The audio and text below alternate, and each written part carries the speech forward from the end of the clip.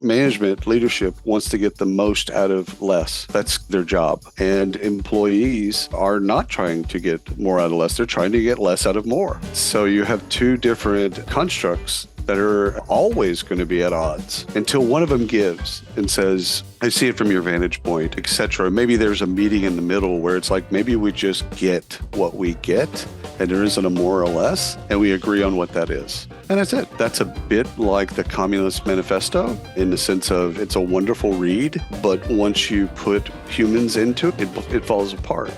A human being should never be going through an actuarial table and looking for errors. That's just dumb. Why we've done it up till now is because we didn't have a better way. Now there are algorithms that can do that for us.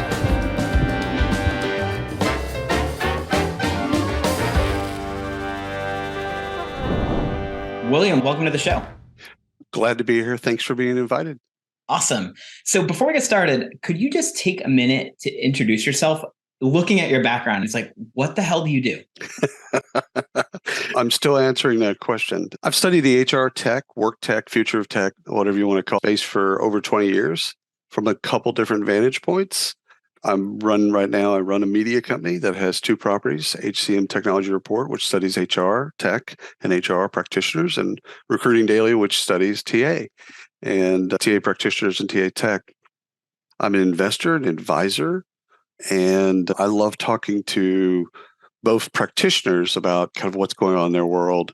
And I also love talking to vendors. So I actually am kind of one of those weird, kind of a platypus. I like spending time with vendors, software vendors in particular. And I also like talking to and spending time with people that buy software because I'm constantly trying to figure out what are they solving for? What are the questions they should be asking? And I've been podcasting for 100 years. And again, it's really the podcast is more of an extension of I just love having conversations. But Great. What do I do? Drew, if you could figure that out for me and email me, that would be great. Right after this, I'm sure we'll have it all figured out. Please. So I'm just so glad that you said that, being at that intersection, right, between kind of like the buyer and seller, but also the work you're doing in the VC space. Yep. We're really excited to just have your perspective and vantage point. So I want to kick off with a statement here and want to see how you respond to it. The employee-employer relationship is broken. How do you respond to that comment, and what do you attribute to your beliefs? So the employer-employee relationship is broken. Okay, so I'm going to say duh, but not to offend. What I mean by that is, has it ever not been broken? Can we point to a time, or can we hearken back to 2019, the glory days of when there was a wonderful employee-employer relationship? I don't believe there's ever been a wonderful bond between the two. I think we were pitted against one another, kind of like unions in a way of there's talent or workers, and then there's management. So I don't know if there's ever been this euphoric moment where they've all gotten along. I think the complexity of COVID and remote work and flex work and hybrid work has strained that relationship immensely. Because if we thought we had a good relationship, which is delusional, it's definitely highlighted how wrong we were to believe that we had a good relationship. It's really interesting. That word pitted is visceral, right? Isn't it? Yeah. What do you think is the cause for that? Different interest. Your interests are in conflict with one another. Management, leadership wants to get the most out of less. That's their job, is to get, when we talk about getting more for less, or getting more out of less, or the new normal, when we talk about funding in terms of budgets, that's actually what guides them. They're trying to get more out of less. And employees are not trying to get more out of less. They're trying to get less out of more. So you have two different constructs that are always going to be at odds until one of them gives and says, I see it from your vantage point, etc. Maybe there's a meeting in the middle where it's like, maybe we just get what we get and there isn't a more or less, and we agree on what that is. And that's it. Now, that's a bit like the Communist Manifesto in the sense of it's a wonderful read, but once you put humans into it, it falls apart. And I think that, again, understanding that this has just been the way that work has always been done. The way that this goes back since we've worked. Yeah. This has gone back to this relationship of the people that lead want more from you than they pay for. So businesses want to get more out of less. Right. Now, right now, what's happening in the economy, in the market, right? And here on the show, we talk about the phenomena that as machines continue to take on the more transactional and objective components of work, right, humans are left to tackle the more relational and subjective components. Right. And the disruption we're experiencing now with AI, chat, GPT, in your view, what are humans left to do in a world proliferated by robots, automation, and a business that wants to get more out of less? It's a great question. And when you're dealing with automation in general, and we can talk about AI and chat GPT and things like that, but really what it is, the lower value tasks that we should have never been doing. So take actuarial tables. A human being should never be going through an actuarial table and looking for errors. That's just dumb. Why we've done it up till now is because we didn't have a better way. Now there are algorithms that can do that for us. But what you need, where the humans are still important in all HR and TA, is that other level of then saying, okay, the data has come back. Is this actually an error in the case of actuarial table? Is this actually an aberration? Is this an error? Is this a problem? And they can then look at it, investigate it, and say yes or no. And then the technology can learn, et cetera. So I think there's always going to be, or at least for the foreseeable future, I don't want to say always because that's probably too much for everyone, but there's a place for humans to be human. Like we're not sucking all the humanity out of work. What we're really essentially what's being done is we're saying there's a better way to do certain things. Like take scheduling on the recruiting side. They used to have, and some people still do, the human being would do scheduling for candidates and recruiters or hiring managers. So imagine Jim or Jane or somebody picking up the phone or emailing and then finding out Tuesday at 3 or 4, would you like, is that Pacific time and this, that, and the other. And you know what? There's a bot that's just better at doing that and setting all of that up and setting up a Zoom call and being done with it in like 6 seconds. Okay, that takes nothing away for Jim or Jane. It just says there's a better utility of their skills. And even if we train them in something new, we can use them in a different way instead of performing that task. I love what you just said about there's a place for humans to be human. Right. There's a greater task to be done or a greater call to arms for humans at work. It's a call to retrain too, Drew. That's the thing that I think we're going to have to really come to grips with, is that maybe some of those jobs that we've had in the past aren't our jobs in the future. Well, that's actually not a bad thing if we look at it as an opportunity and say, you know what, this is actually a great thing. In fact, I'm considering actually doing a master's in artificial intelligence. I have 2 art degrees, 2 history degrees, an MBA. I have no business getting a degree in artificial intelligence, none whatsoever. But I'm thinking about it because not just do I want to know about more on the work tech side, but I think just learning about artificial intelligence in general would just make me better to understand what's going on around me. Like, I think we all need to take this as an opportunity of saying, we can get scared. It's okay. We can get terrified. The robots can come for us. Okay, well, we're humans. We have the ability to go learn something new. And I think that's what great employers are going to do. They're going to see this needs to be automated. You need more learning over here, more training over here so that you can now be deployed in a different way. Everybody wins. So speaking about the redeployment, and there's also displacement, right? Yep. The World Economic Forum, I saw a report a couple of weeks ago. They estimate something like 80 million jobs being displaced by AI. That same report showed that AI will probably create over 90 million jobs. It's probably going to be greater, in my opinion. So this could wipe out specific sectors to be replaced by new generation of workers, or it could allow for retraining and upskilling, as you're saying, of existing workers. How do you see this unfolding? And are there any specific sectors you think will be greatest impacted? I think, first of all, that's a good thing. If you look at it, culture is not fixed. Culture is fluid. There are new things that are added. There are old things that are dropped out. That's just life. And so to look at work in a snapshot, like a Polaroid, and say, okay, this is work, is dumb. Okay, work is constantly changing, constantly evolving, and there's new tech. The fax machine displaced people, email displaced people, the internet displaced people. So we could keep going with all the different iterations of new technology and how it's displaced people. But the context of which you just gave is it's going to probably provide more jobs than it'll displace. Now, the choice is twofold, both as an individual.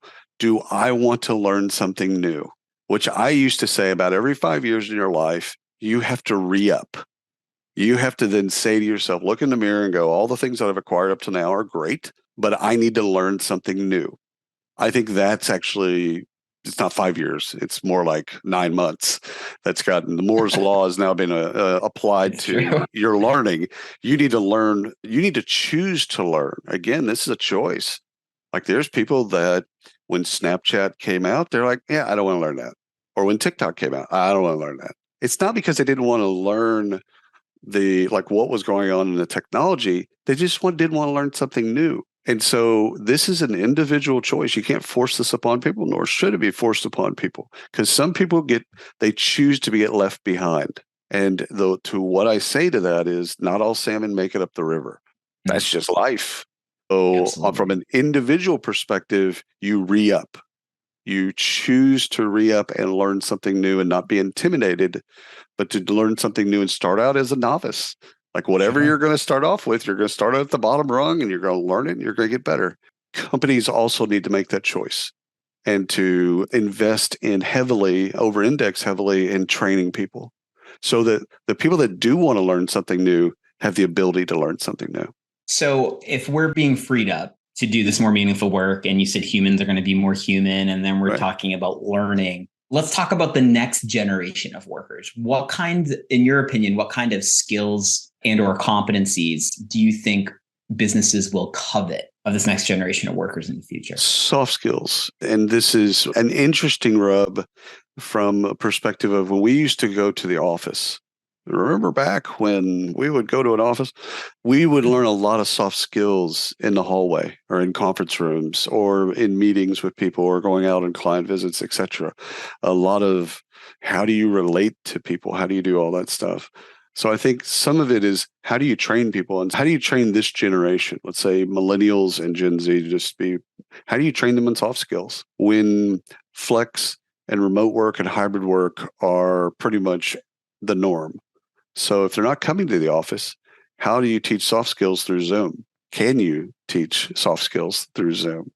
I think that what they'll covet is what the generations are probably the weakest at, and that is relatability. We've all been at a meeting, we've all been at a bar, we've all been at a place where there's 6 or 7 people standing around and no one's talking and they're all looking at their phones doing stuff on their phones. I've even been in that situation myself where we're texting with each other while we could just talk to one another and put our phones down. But it's more convenient, it's easier, there's a record, all that type of stuff. But I think that the things that employers will covet are soft skills. And the employees, the digital natives in particular, want to work the way they want to work. And so what's really interesting is that conflict of what employers want out of them and how they want to work is a natural conflict. As you were talking about that, it brings to light there's definitely this rub of, and you said it, like there's this like osmosis learning that we had in the office, right? Yep. These soft skills. And now we're mostly hybrid and we're like, oh crap, there's so much that we used to get from each other just being in person that we don't have now. Yep. There's also this added layer, which I think businesses want to appreciate more because it's more cost effective. And this is the notion of distributed workforce, fractional workforce, freelance. Yep. So we've seen a significant rise, right, in the popularity of freelance and fractional work over the last couple of years, the last decade. It's just been like rocket shipping. So what are your thoughts on that? Do you think it's possible to build a company of 100% freelance or fractional workers? I think the companies of the future exactly are thinking that way, because they are thinking the way that digital natives think in terms of gigs. We use kind of old-fashioned words like jobs and careers and career pathing and internal mobility and things like that. People under the age of 25, 26 years old, they don't say any of those words. They don't use those words. They use gigs and synonyms of gigs. And so they look at work in the way that we look at transactional things. Like, that looks cool. I'll do that for a while, and then I'll do something else. That looks cool, and then I'll do this other thing simultaneously. So it's a gig. So the companies of the future that will thrive in the future don't force. It's like the containers of yesterday are not the containers of tomorrow. So the ideas of using jobs and careers and all this language of the 50s and what came out of mass production and the war, World War II, this idea of staying at a company for a long time and moving your way up and all that stuff. Yeah, candidates and employees, they have no interest in that. They want to work. In fact, I got asked this question the other day: are we in an employer-driven market or a candidate-driven market? And I answered with, we're always in a candidate-driven market from here forth, because this generation is the first generation to say, I'm going to work the way I want to work or not work. And they have the options to do, whereas generations before that might have thought that thought, but didn't have the ability, to your point, about taking on gigs and freelance jobs and other types of work. Whereas now there's systems and platforms and availability that if they don't want to work that way, they can cobble together 4 or 5 different revenue streams, and that's work to them. It's just a series of gigs. Sure. So the companies of the future that are thrive, I think, are the ones that think in terms of gigs, but also promote people in terms of gigs. Like, hey, you're doing this gig right now. Like, imagine going through the interview. It's like, hey, this is the gig that's open. This is what we need you to do. Once you get that gig done, then we have this other gig for you.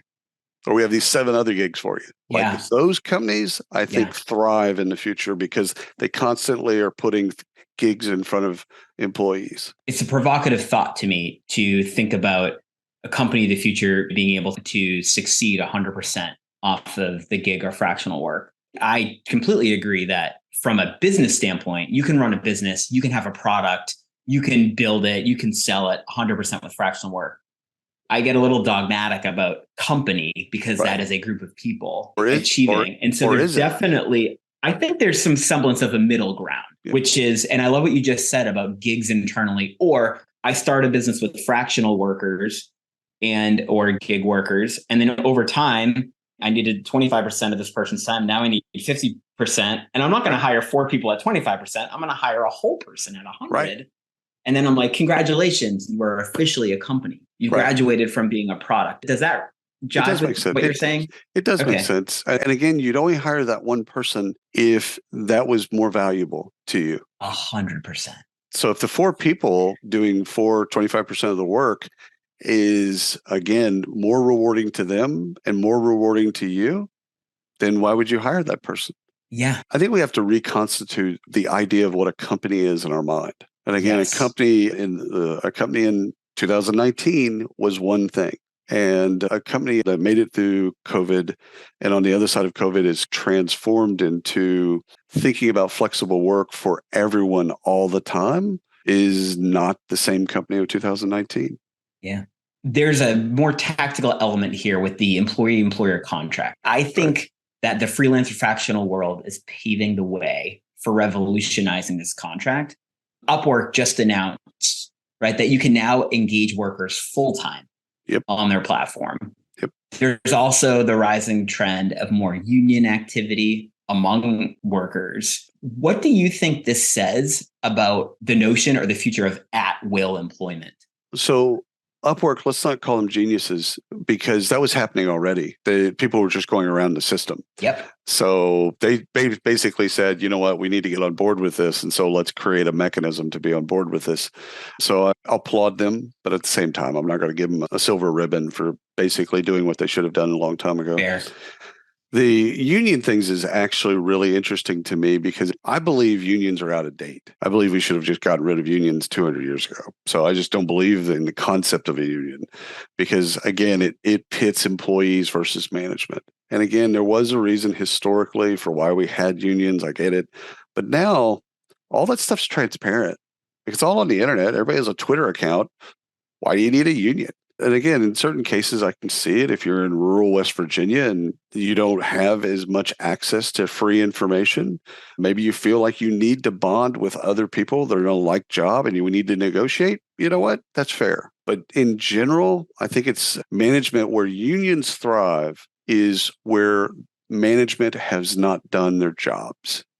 Because you can't have a union if management and leadership has actually created a great experience for their employees. It just won't happen. This is the thing. If you have transparent communication and you're paying people at rate or above market rate, you're treating people well, unions can't come in.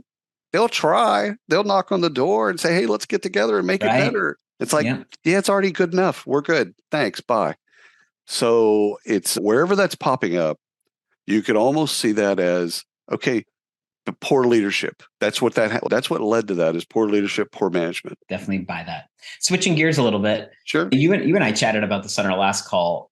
Performance measurement, performance management as well. As a space, it's just woefully unsophisticated. Yeah. Each business is different. And so therefore, as employees, we're having to learn a new construct for performance, even if we're in the same role in the same industry, company to company. What do you think the future of performance measurement looks like? Well, let's be honest about what performance measurement really is. So let's be honest. Performance measurement is exactly what we talked about earlier. It is a tool, a mechanism to get more out of less. Performance management and performance measurement has nothing to do with the employee getting bigger and better. Nothing. Zero to do with that. It's idyllic to think that, oh, we're going to sit down, we're going to go through your work, and then you're going to get better. Well, you could have that conversation any day. Like you don't have to have a 3 months, 6 months, 9 months, a year. You don't have to have it. It doesn't even need to be documented. If you really care about your employees and you want them to get better, talk to them about getting better and then give them the tools and resources in which to get better. But performance management, performance measurement is a tool, is a mechanism for management and leadership to understand what they're getting for what they're paying. That's it. That's all it is. It's a way to document. It's a way to then understand putting apples with apples, oranges with oranges, and what are we getting in our yield for more for less. That's it. It's not to help employees. And I feel sorry for employees that actually think that the performance review somehow helps them. Because that's not really, if it does, that's a broken clock that's accurate twice a day. It's a happy accident, but it's not there to really help you get better. So thinking about that for a second, so the broken clock that maybe is somewhat accurate. Right. Twice a day, for sure. twice a day. And that's what you have to go off of performance internally. In just the ecosystem and the economy of workers, we have LinkedIn profiles and resumes, which are not validated at all for performance. So what are we to do? What does this world look like? Where do we go? I think in terms of how you help employees thrive, it isn't with performance management. It isn't with performance measurement. It's literally asking them how they thrive and being constant in their life, listening to them, being aware of what's going on in their life outside of work, if you will, and then recognizing what they need, because every employee needs something different from you. And this is the hard part for leaders and for managers, is that it is a cookie cutter.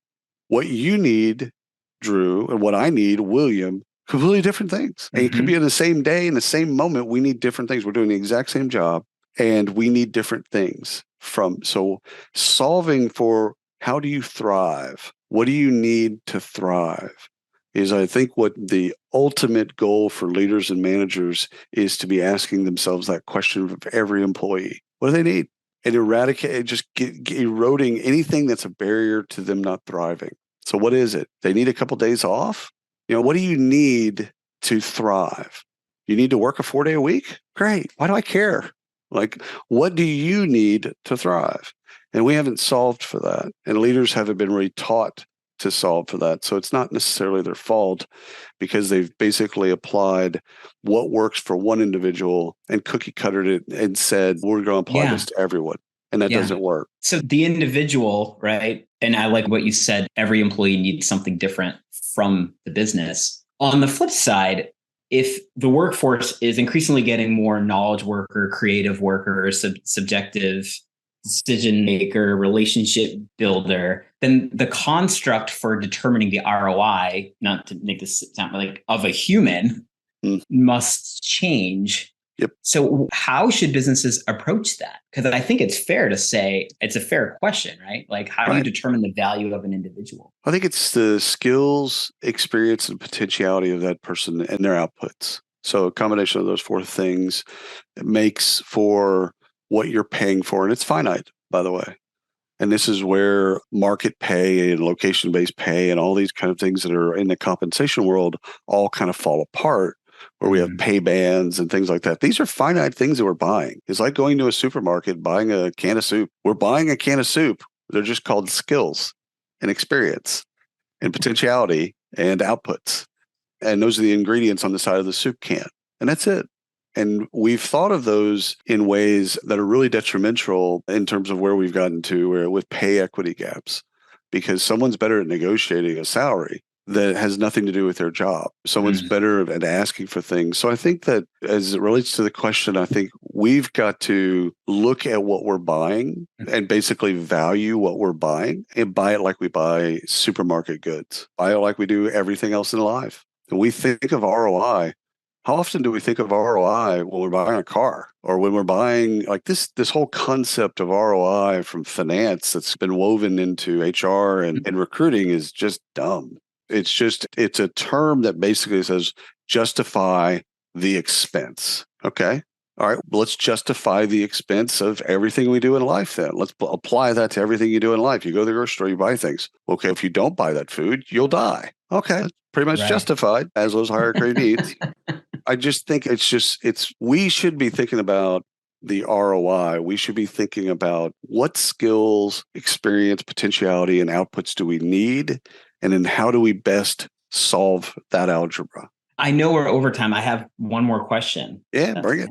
So we're talking about this distributed workforce. Then there's the notion of the freelance workers, the gig workers. And then when we think about how to advance your career beyond just experience, but career development, right? And all those services today, 99% of them are subsidized by the employer, not the employee. The whole ecosystem is built around it, right? Yep. Business is therefore, to your point, they're trying to get more with less. So they're the primary beneficiary. And even talent agencies, to me, that's a complete joke. Most talent, they're business agencies. So they don't represent talent. Do you think we'll see a shift to more direct to employee services with what's happening with the workforce? Yeah, when you think about career management and who owns their career, we've seen this pendulum move back and forth for decades.